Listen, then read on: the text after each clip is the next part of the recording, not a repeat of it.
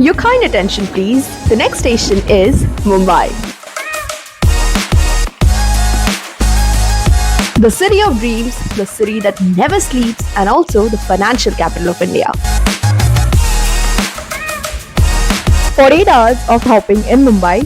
Let's go. Over this weekend, we are going to be exploring this beautiful city, eat our way through some really cool cafes, understand its history and heritage, and fall in love a little more with its chaotic yet beautiful soul.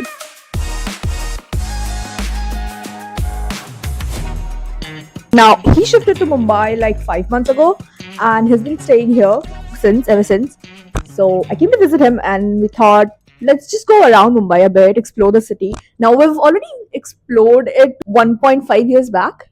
We covered a few of the spots, all the major spots, but then we thought, let's see them again. So here we are, and we'll take you along. We'll visit some of the iconic eateries and restaurants and also take you along the journey. So let's go.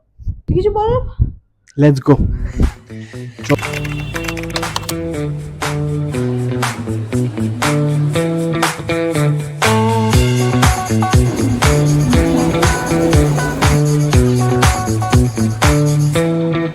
For the first day, we're going to be joined by my friend here, Pranoti, whom I met last year on a solo trip to Himachal, and she happens to be a proper Mumbaiker.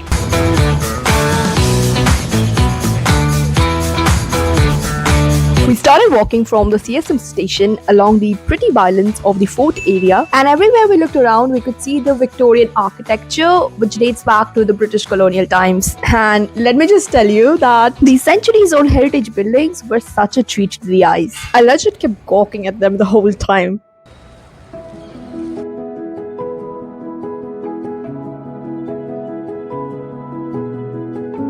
So the first place that we went to is Jahangir Art Gallery, which was built in 1952 and, by the way, had free entry. Not that any of the three of us were art connoisseurs or anything, but we had such a fun time trying to decode what might be the thinking process of the artists whose paintings were hung up on the walls.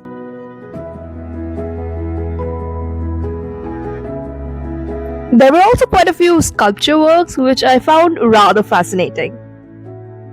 I'm having a battle with that girl for sitting places.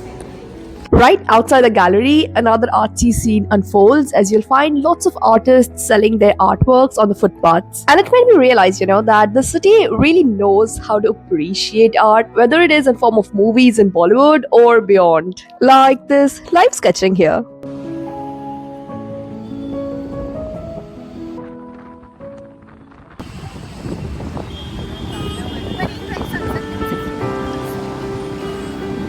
The birds are supposed to be the paid actor.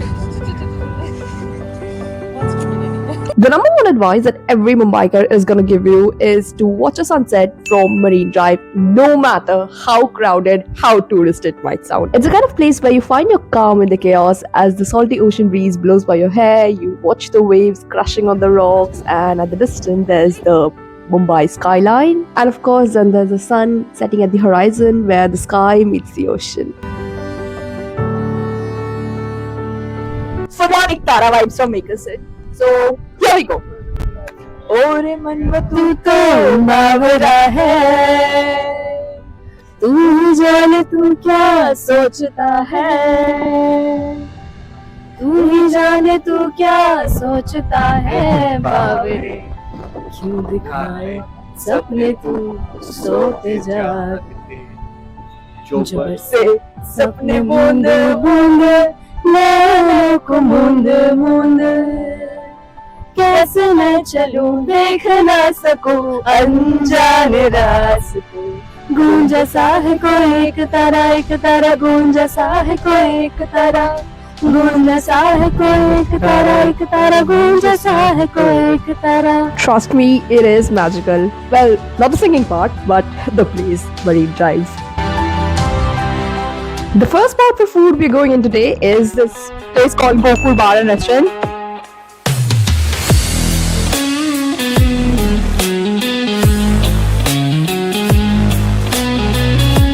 It's one of the most iconic local dive bars of Mumbai, which almost look shady from the outside and the insides are like dark as night.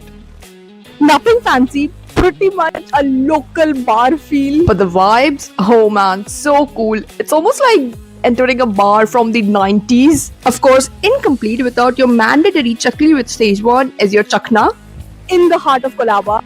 Very interesting given that the whole of the Kolaba area is very fancy, but this one is not. This is like ekdam local shady feeling. The only thing, however, you want to keep in mind is that they only take cash payments. So yeah, might just be shady after all.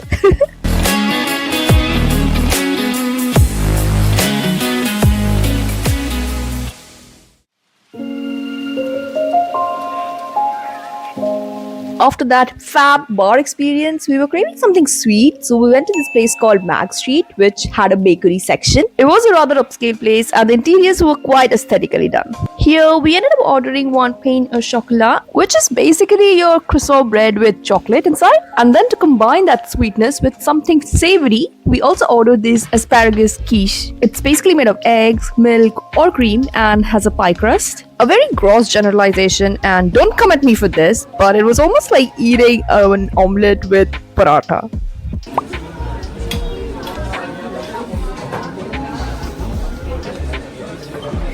We also went to Kolaba Social after this because we had heard so much about it, but the experience was so damn disappointing. We just ordered one drink and then left for the night. So the first one that we came to is called the Kyani and Co. We started the second day on a rather hopeful note despite the ending of the first one.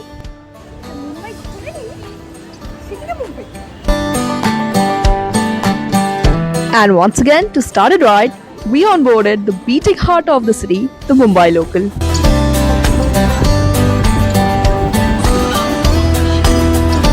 Fun fact, Mumbai locals carry over 7.5 million passengers every single day. It truly is the lifeline of the city.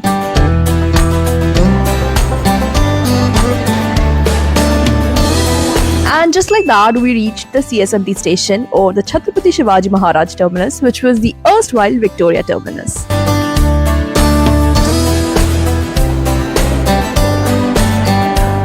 Its construction actually started in 1878 over the former Boribandar station, which happened to be India's first railway station, and it took 10 years to complete the construction, so that when it finally opened in 1887, it marked the 50th anniversary of Queen Victoria's rule.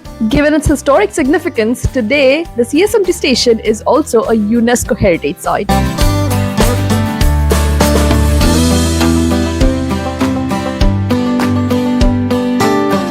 A 20 minutes walk from the CSMT station, and we reached our first food joint, a Parsi cafe called Kyani & Co.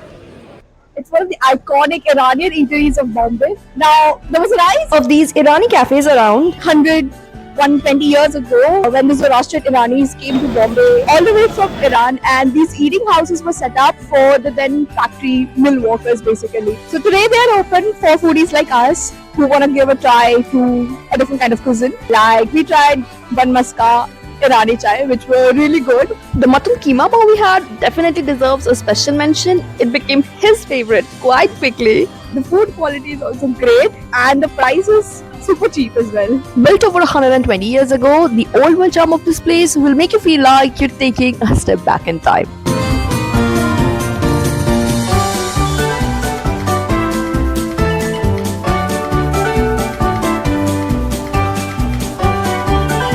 The next spot we have come to is called the Cacao Mill by Sabko. Sabko is like a pretty famous branch of cafe joints in Mumbai.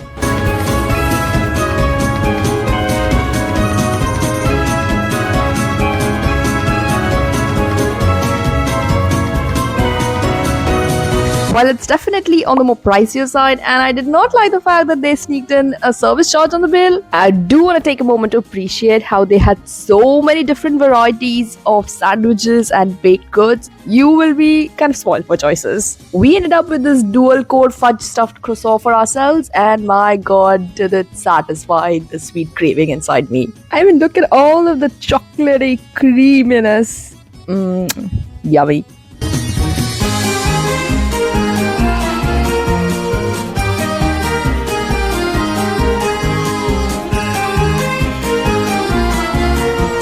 The specialty about this branch is that you can actually see the entire process of how the cacao beans are converted into the chocolate here. There's even a cacao plant So it's a pretty fascinating place actually, apart from just being a coffee joint.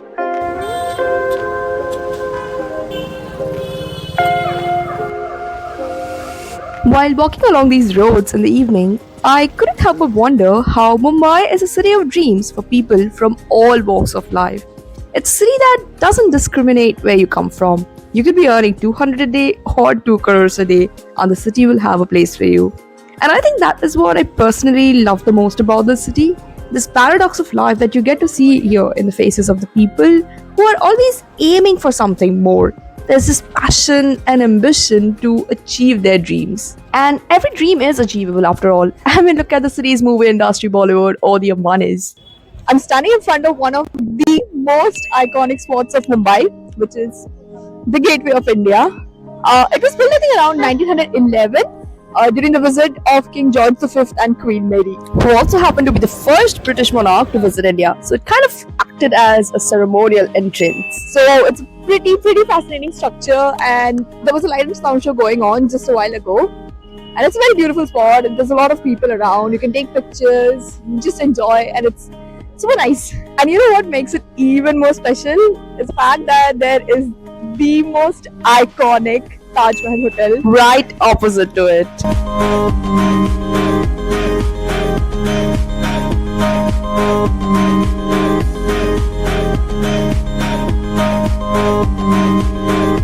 And it's one of the most beautiful luxury hotel properties in India. It's kind of a little infamous as well, I would say, because of the sad incident of 26/11 which happened. So this is where that terrorist attack took place. But then it's up and rising today, and it's very beautiful. Also, there are so many photographers out here, and we decided to get clicked, and we got these physical copies, one in front of the Taj Hotel and one in front of the Gateway. It's fun. They're just 50 rupees, 100 rupees. It's super fun. History 101. Bombay or Mumbai or Bombay was acquired by the Portuguese from the Sultans of Gujarat. They had named it Bombahia, which means the good bay, and set up a trading post here. Then King Charles II, when he married Catherine of Braganza or Brazenga of Portugal, got Bombay and the surrounding 7 islands of Varshia and others as a dowry. And after that, the prince leased out Bombay to East India Company at an annual rent of £10. And after that, Bombay developed to be the city that never sleeps, and ironically also the city of dreams.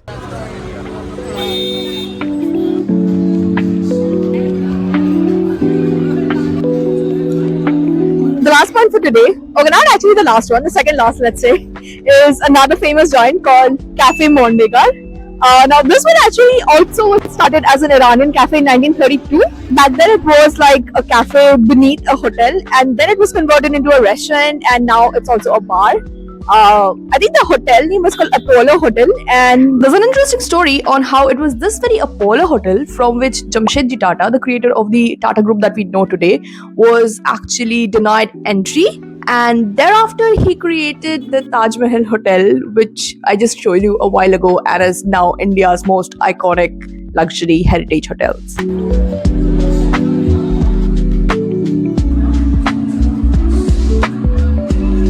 We did have to wait in line over 20 minutes because it was the weekend and it was so crowded, but it was worth it because the food turned out to be quite good. We had ordered the American mixed grill, which was basically your tenderloin steak, along with sides of a sunny side up, some sauteed veggies, bacon, and some sausages. Of course, some beer to go with that, and the staff behavior was also really nice.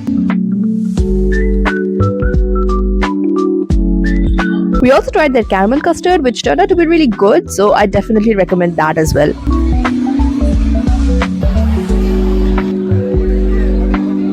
Now, this cafe is famous for 2 main reasons, I feel. One is the amazing caricatures inside on the walls that basically decorate the place by the celebrated cartoonist of India, Mario Miranda. And the second point is that they have a jukebox, which was the first of its kind to come to Mumbai. Now, the concept of jukebox is basically like you put a coin in this machine and then you can select a song to play. And they play it. I think they charge like 100 rupees and you can then play a song that you like. So it's still got that old world charm, you know.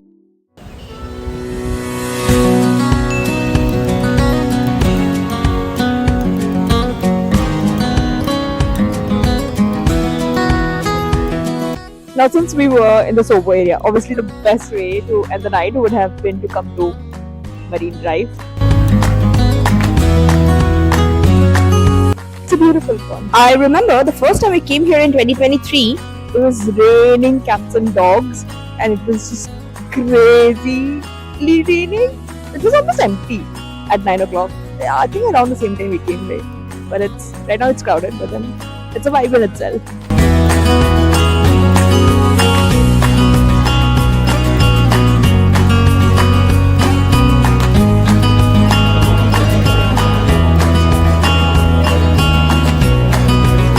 Took me almost 15 minutes to order this because of the crazy crowds behind me. But then it's worth it, I guess, because it's one of the most famous ice cream joints in Mumbai. We've ordered strawberry. I think this one is banana pista and this is apricot. You're gonna enjoy this now. They're pretty famous for ice cream sandwiches, but then it's very crowded. So if you can move through it, I think it's worth it. And then the night ended with my dearest boyfriend here gifting me a rose. I mean, what more could a girl wish for? Thank you. And with that, my time in Mumbai comes to an end. But I'll meet you in the next vlog from another place in Maharashtra. Till then, please like, share, subscribe. And if you are from Mumbai, do say hello in the comments.